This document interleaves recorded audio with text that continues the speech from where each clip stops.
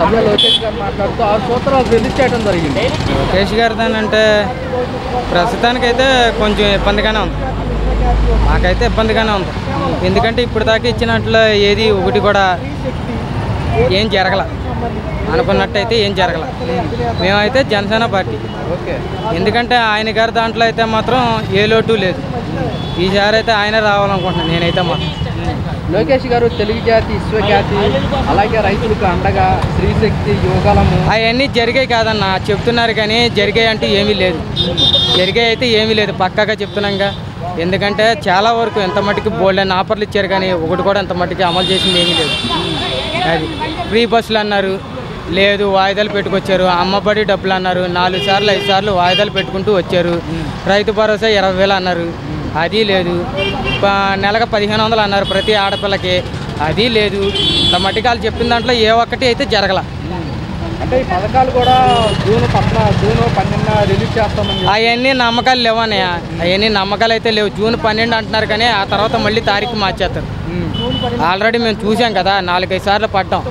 Guarantee లేని నమ్మకాలే. August 15 ఉచిత bus ప్రయాణం కూడా అని చెప్తున్నారు. అవన్నీ అన్న అవన్నీ ముందే చెప్పారన్న. సంక్రాంతి పండగ అన్నారు, సంక్రాంతి పండగ నుంచి ఇప్పుడు 6 నెలలు అయిపోయింది. అది ఏదైనా పెట్టేదాకా నమ్మకాలు లేవు ఈసారి అయితే. నిన్న సీఎం చంద్రబాబు గారు సభలో మాట్లాడుతూ 500 నోట్లు కూడా రద్దు చేయాలని కేంద్రాన్ని డిమాండ్ చేస్తారు.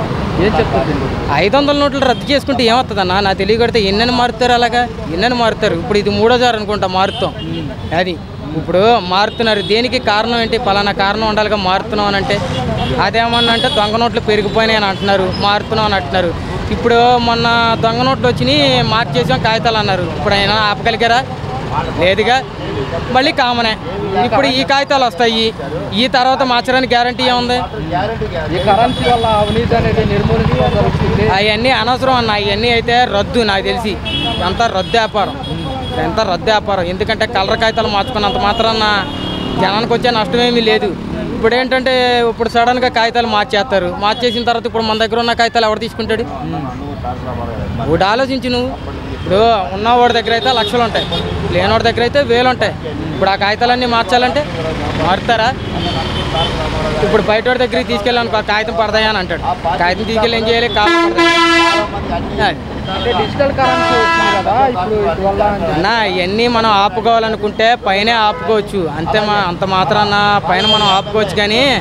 కానీ ఏంటంటే మాటికి కాగితాలు మార్చుకోవడం అనేది అది కరెక్ట్ కాదు నా ఉద్దేశం అయితే. నేను చెప్తున్నా. ఎందుకంటే ఇవాళ మిస్టర్ పర్ఫెక్ట్గా ఈయన వచ్చాడని ఈయన కాగితాలు మారుతాడు, రేపు పొద్దున్న ఇంకొక ఆయన వస్తాడు, ఆయన ఒక కాగితం మారుతాడు.